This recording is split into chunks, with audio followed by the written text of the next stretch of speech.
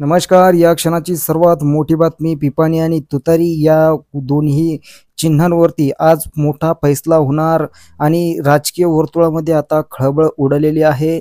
अजित पवारांचे पुन्हा एकदा या ठिकाणी 7 आमदार धोक्यात येणार असं या ठिकाणी सांगितलं जात आहे. नेमकं काय बातमी आहे सविस्तर जाणून घेण्यासाठी अजूनपर्यंत जर आपलं गर्व महाराष्ट्राचा यूट्यूब चॅनल सबस्क्राईब केलं नसेल तर चॅनलला सबस्क्राईब करायला विसरू नका. राष्ट्रवादी शरदचंद्र पवार गटात या ठिकाणी अनेक दिवसांनी वादविवाद सुरू होते. राष्ट्रवादीचे 2 गट पडल्याने अजित पवार गट व शरद पवार गट असे 2 गट या ठिकाणी निर्माण झाले. परंतु राष्ट्रवादीचं सुरुवातीला चिन्ह घड्याळ होतं आणि हेच घड्याळ चिन्ह अजित पवार यांच्याकडे गेलं. त्यानंतर शरद पवार यांना न्यायालयाकडून या ठिकाणी निवडणूक आयोगाकडून तुतारी हे चिन्ह देण्यात आलं आणि त्यातच तुतारी हे चिन्ह आणि यातच अपक्ष उमेदवारांना पिपाणी हे चिन्ह देण्यात आलं.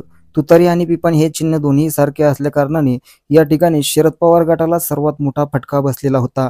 यातच आता राष्ट्रवादी काँग्रेस शरद पवार पक्षाने अपक्ष उमेदवार या ठिकाणी देण्यात आलेले असून पिपाणी या चिन्हावरती अपेक्ष घेत या ठिकाणी निवडणूक आयोगाकडे दाद मागितलेली आहे.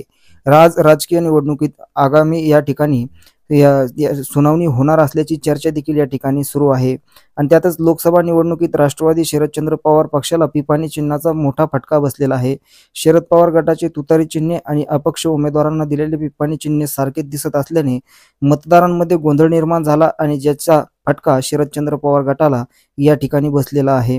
यातच आता याबाबत राष्ट्रवादी काँग्रेस शरदचंद्र पवार पक्षाने अपक्ष उमेदवारांना देण्यात आलेल्या पिपाणी या चिन्हावरती अपेक्षा घेत निवडणूक आयोगाकडे दाद मागितलेली आहे.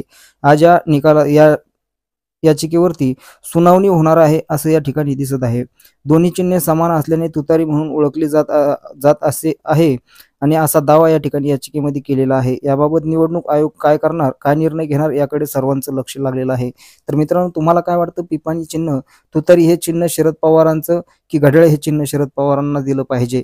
तुमची प्रतिक्रिया कमेंटमध्ये सांगायला विसरू नका. धन्यवाद. जय महाराष्ट्र.